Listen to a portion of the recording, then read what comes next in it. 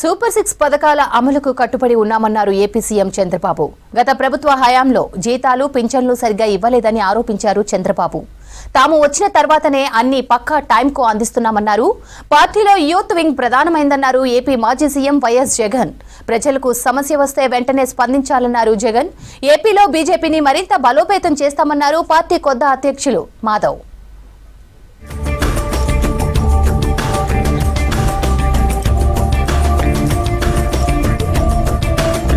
ప్రతి నెల 1వ తేదీన గ్రామాలు కళకళలాడేందుకు పెన్షన్లే ప్రధాన కారణమన్నారు ఏపీ సీఎం చంద్రబాబు.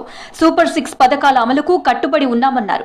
గత ప్రభుత్వ హయాంలో జీతాలు పెన్షన్లు సరిగా ఇవ్వలేదని చంద్రబాబు అన్నారు. తాము పేదలను ఆదుకునేందుకు పేదల సేవలో కార్యక్రమం చేపట్టామని తెలిపారు. పెన్షన్ల కోసమే నెలకు 2,750 కోట్లు ఖర్చు చేస్తున్నామని చెప్పారు. పేదలను చులకనగా చూడొద్దని ఆదేశాలిచ్చానన్నారు చంద్రబాబు. ఎవరైనా భర్త చనిపోతే వితంతువుకు పింఛనిచ్చేవారు కాదు.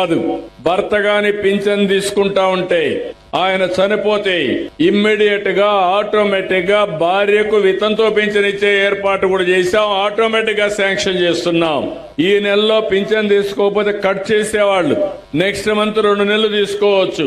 2 నెలలు తీసుకోకపోతే 3 నెలలు ఒకేసారి తీసుకోవచ్చు. పార్టీలో యూత్ వింగ్ క్రియాశీలకమైన విభాగం అన్నారు ఏపీ మాజీ సీఎం జగన్. ప్రజా వ్యతిరేక ప్రభుత్వాన్ని నిలదీయడంలో యువతది కీలక పాత్ర ఉంటుందన్నారు. పార్టీని సంస్థాగతంగా మరింత బలోపేతం చేయాలన్నారు. లీడర్లుగా ఎదిగేందుకు ఇప్పుడు గొప్ప అవకాశం వచ్చిందన్నారు. పార్టీ ప్రారంభించిన కొత్తలో అందరూ కొత్త వాళ్లే అన్నారు. పార్టీ పెట్టిన కొత్తలో నేను మా అమ్మ మాత్రమే ఉన్నామన్నారు. ప్రజలకు సమస్య వచ్చినప్పుడు తోడుగా నిలబడాలన్నారు. ఇవి చేయగలిగితే లీడర్గా ఎదుగుతారని యూత్ వింగ్ కు సూచించారు Jagan.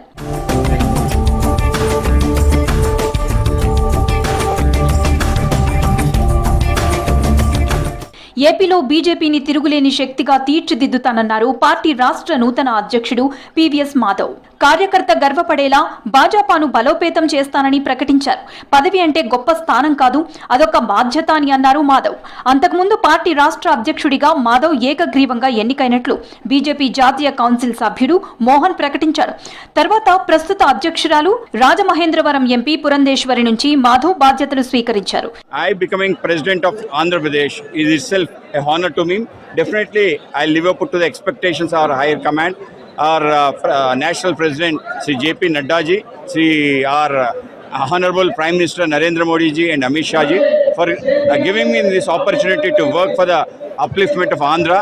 Definitely I'll be working for the party and also take up lots of issues that are pertaining to our Andhra Pradesh and definitely help in completing all the pending works of AP Reorganization Act and bring all the institutions. YCP ప్రభుత్వంలో తాడిపత్రి వివాదాస్పద DSP చైతన్యను ఎట్టి పరిస్థితుల్లో వదిలేదే లేదన్నారు TDP నేత Tadipatri municipal chairman జేసీ ప్రభాకర్ రెడ్డి. అతడి పేరు తమ నాయకుడు లోకేష్ రెడ్ బుక్ లో ఉందన్నారు. తాడిపత్రిలో చైతన్య పోలీస్ అధికారిగా ఉండి ప్రజలు తెదేపా కార్యకర్తలను వేధింపులకు గురి చేశారని ఆధారాలతో సహా ఫిర్యాదు చేశామని తెలిపారు. తీవ్ర ఆర్థిక ఇబ్బందుల్లో ఉన్న సినీ నటి వాసుకి అలియాస్ పాకీజాకి ఉప ముఖ్యమంత్రి పవన్ కళ్యాణ్ ఆర్థిక సాయం అందించారు. ఆమె దీనస్థితి తెలిసి చలించి 2 లక్షల రూపాయలు ఆర్థిక సాయం ప్రకటించారు. మంగళగిరిలోని జనసేన కేంద్ర కార్యాలయంలో ఈ మొత్తాన్ని శాసన మండలిలో ప్రభుత్వ విప్ హరిప్రసాద్, గన్నవరం ఎమ్మెల్యే సత్యనారాయణ పాకీజాకు చెక్కును అందజేశారు. తనకు సాయం చేసిన డిప్యూటీ సీఎం పవన్ కళ్యాణ్ కి పాకీజా కృతజ్ఞతలు తెలిపారు. డిప్యూటీ సీఎం గారు తమ్ముడు పవన్ కళ్యాణ్ గారికి నమస్కారం. నేను పాత కామెడీ యాక్టరు పాకీజా. మీ అందరికీ, మన ఆంధ్ర ప్రజలు అందరికీ తెలుసు, నేను చాలా కష్టంలో ఉన్నాను. తినటానికి కూడా వీలు లేదు. ఒక తమిళనాడులో ఎవరు నన్ను పట్టించుకోలేదు. తమ్ముడు గారు, డిప్యూటీ సీఎం గారు పవన్ కళ్యాణ్ గారికి నేను చెప్పాను. వెంటనే నాకు ఆర్థిక డబ్బులు 2 లక్షలు సహాయం చేశారు. నాకు చిన్న తమ్ముడు కాలు పట్టుకుంటాను. ఏలేల జమ్మానికి తమ్ముడు డిప్యూటీ సీఎంకు మర్చిపోను. ఏపీ నంద్యాల జిల్లా శ్రీశైలం మల్లికార్జున స్వామి ఉచిత స్పర్శ దర్శనం పునః ప్రారంభమైంది. మొదటి రోజు 1200 మంది భక్తులకు ఉచిత స్పర్శ దర్శనానికి అనుమతి ఇచ్చారు అధికారులు. శ్రీశైలం, కాశీలో మాత్రమే భక్తులకు ఈ అవకాశం ఉంటుందని తెలిపారు. క్యూలైన్లో వచ్చే భక్తులకు ఆధార్ ద్వారా టోకెన్ జారీ చేసి ఉచిత స్పర్శ దర్శనం కల్పిస్తున్నామని చెప్పారు ఆలయ ఈవో శ్రీనివాసరావు.